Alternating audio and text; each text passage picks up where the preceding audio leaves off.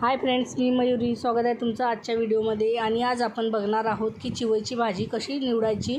आणि बऱ्याच जणांना ही भाजी खायला आवडते, पण निवडायची कशी ते कळत नाही. तर अशा पद्धतीने भाजी हातामध्ये घेऊन ती 2 ते 3 वेळा छान पद्धतीने झटकून घ्यायची.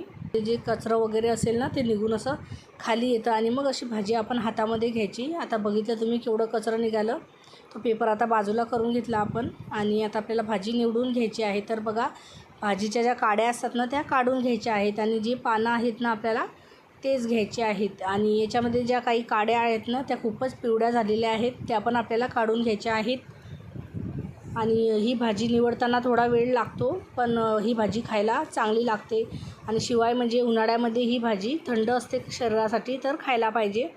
तर अशा पद्धतीने आता ही भाजी आपल्याला निवडून घ्यायची आहे. एक एक काडी हातामध्ये घ्यायची आणि ज्या काडीची पानं जास्त हिरवेगार असतील त्याच काड्या घ्यायच्या. ज्या एकदम अशा सुकलेल्या किंवा पिवळे असतील तर ते घ्यायचे नाही. आणि मध्ये असे त्यांचे असे फुलं येतात बघा, असे बिया असतात त्याला, ते पण आपल्याला इथे काढून टाकायचे आहेत. गोल बिया असतात बघा, त्या नाही घ्यायच्या आपल्याला.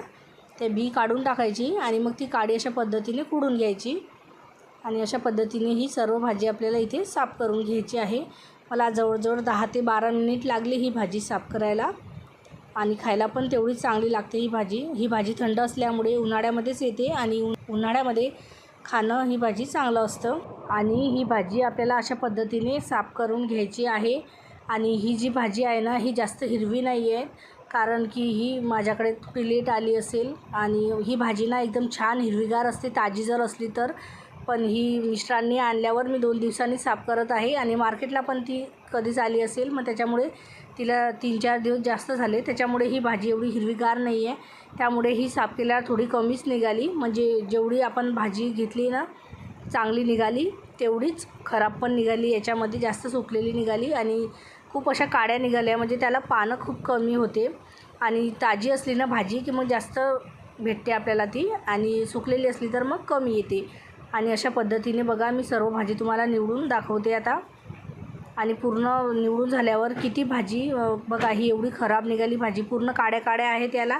व्हिडिओमध्ये एवढं दिसत नाही आहे त्याला काड्या, आणि ते मी जे बोलले तुम्हाला बिया आहेत त्या भरपूर आहेत.